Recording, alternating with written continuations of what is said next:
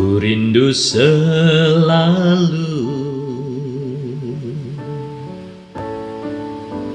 hadirmu di hidupku,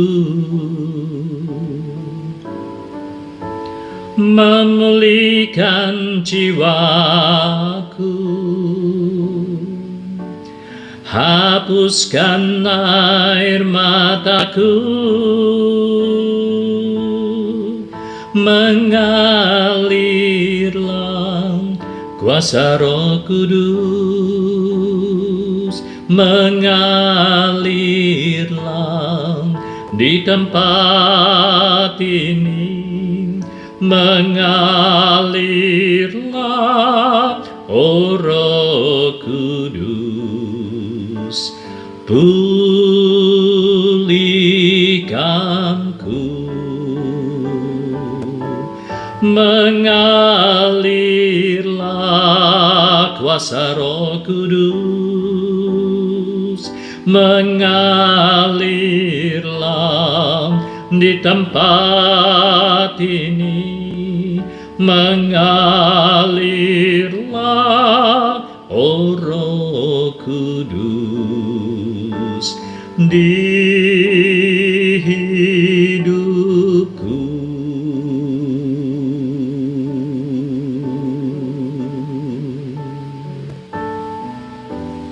Selamat berjumpa kembali dalam channel Cahyo bersama Romo Antonius Dwi Cahyono SVD. Terima kasih untuk Anda yang terus mendukung pewartaan Sabda Tuhan dengan menekan tombol subscribe pada channel ini dan juga membagikannya kepada yang lain. Bagaimana kabar Anda? Semoga Anda semua, sobat-sobat Lumen, dalam keadaan sehat dan tetap semangat. Sobat Lumen yang terkasih, kita sering mendengar ada beberapa kelompok orang yang berdoa dengan bahasa yang tidak kita mengerti atau yang biasa kita sebut sebagai bahasa roh.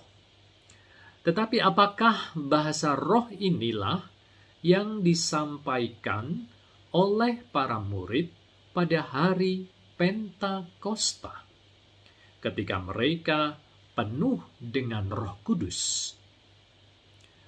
Maka untuk memperjelas dan tidak menjadi perdebatan, mari kita dengarkan sabda Tuhan apa yang terjadi pada peristiwa Pentakosta melalui kisah para rasul.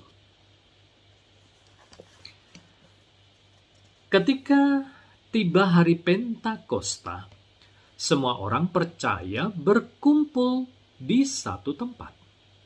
Tiba-tiba, turunlah dari langit suatu bunyi seperti tiupan angin keras yang memenuhi seluruh rumah di mana mereka duduk, dan tampaklah kepada mereka lidah-lidah seperti nyala api yang bertebaran dan hinggap pada mereka masing-masing.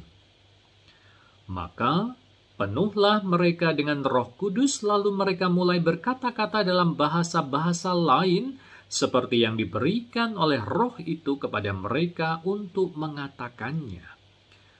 Waktu itu di Yerusalem diam orang-orang Yahudi yang saleh dari segala bangsa di bawah kolong langit. Ketika turun bunyi itu, berkerumunlah orang banyak. Mereka bingung karena mereka masing-masing mendengar rasul-rasul itu berkata-kata dalam bahasa mereka sendiri. Mereka semua tercengang-cengang dan heran lalu berkata, "Bukankah mereka semua yang berkata-kata itu orang Galilea? Bagaimana mungkin kita masing-masing mendengar mereka berkata-kata dalam bahasa kita sendiri, yaitu bahasa yang kita pakai di negeri asal kita? Kita orang Partia, Media, Elam, penduduk Mesopotamia, Yudea dan Kapadokia, Pontus dan Asia, Frigia dan Pamfilia, Mesir dan daerah-daerah Libya yang berdekatan dengan Kirene, pendatang-pendatang dari Roma, baik orang Yahudi maupun penganut agama Yahudi, orang Kreta dan orang Arab. Kita mendengar mereka berkata-kata dalam bahasa kita sendiri tentang perbuatan-perbuatan besar yang dilakukan Allah. Demikianlah sabda Tuhan. Syukur kepada Allah. Sobat Lumen yang terkasih, Hari Pentakosta awalnya merupakan sebuah pesta panen bagi orang Yahudi yang dirayakan selama 7 pekan atau hari yang ke-50. Itu sebabnya pada hari Pentakosta banyak orang berdatangan dan para murid juga berkumpul di satu tempat. Lalu tampaklah kepada para murid lidah-lidah seperti nyala api bertebaran dan hinggap pada mereka masing-masing. Sehingga penuhlah mereka dengan Roh Kudus dan mereka mulai berkata-kata dalam bahasa-bahasa lain. Sobat Lumen yang terkasih, pengalaman para murid pada hari Pentakosta adalah pengalaman akan Tuhan yang menggerakkan para murid untuk bersaksi. Para murid awalnya hanya beberapa orang yang masih tetap setia dan juga selalu berkumpul bersama setelah kematian Tuhan Yesus. Dan melalui peristiwa kebangkitan Tuhan Yesus dari alam maut serta peristiwa-peristiwa penampakan, membuat para murid seakan-akan mendapat kekuatan baru untuk tetap bersekutu. Akan tetapi muncul pertanyaan, bagaimana mereka bisa dan harus memberi kesaksian tentang kebangkitan Tuhan Yesus? Apa yang akan menjadi bukti sehingga kesaksian mereka bisa diterima? Sobat Lumen yang terkasih, dalam situasi ketidakberdayaan sebagai manusia, ternyata Roh Kudus bekerja. Roh Kudus turun dalam bentuk lidah-lidah seperti nyala api dan hinggap pada para murid, sehingga apa yang para murid sampaikan ternyata bisa dimengerti dan dipahami oleh semua orang dengan berbagai macam latar belakang bahasa dan budaya. Ini adalah karunia pewartaan. Para murid akhirnya bisa mewartakan dan bersaksi tentang Tuhan Yesus. Sobat Lumen yang terkasih, karunia yang dialami oleh para murid dalam peristiwa Pentakosta tentu saja berbeda dengan fenomena bahasa roh. Karena dalam bahasa roh, pada dasarnya tidak ada seorang pun yang bisa mengerti.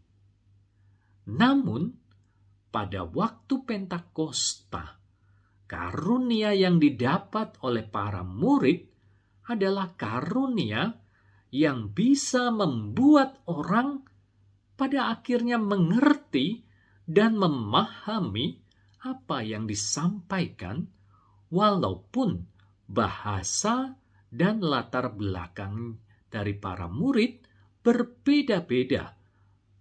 Apa yang disampaikan kepada orang yang juga punya latar belakang bahasa dan budaya yang juga berbeda.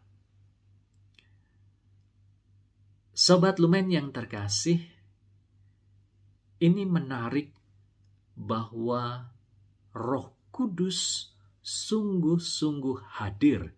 Roh Kudus sungguh-sungguh telah turun kepada para murid. Dan ini sebenarnya adalah sebuah tradisi yang terus disadari oleh Gereja Katolik, bahwa Roh Kudus itu terus bekerja dan terus hadir secara nyata di dalam Gereja Katolik melalui sakramen Krisma. Maka saudara-saudari, bagi kita yang sudah menerima sakramen Krisma, kita hendaknya menyadari bahwa Roh Kudus telah hadir dan siap membantu kita untuk bersaksi tentang Yesus Kristus.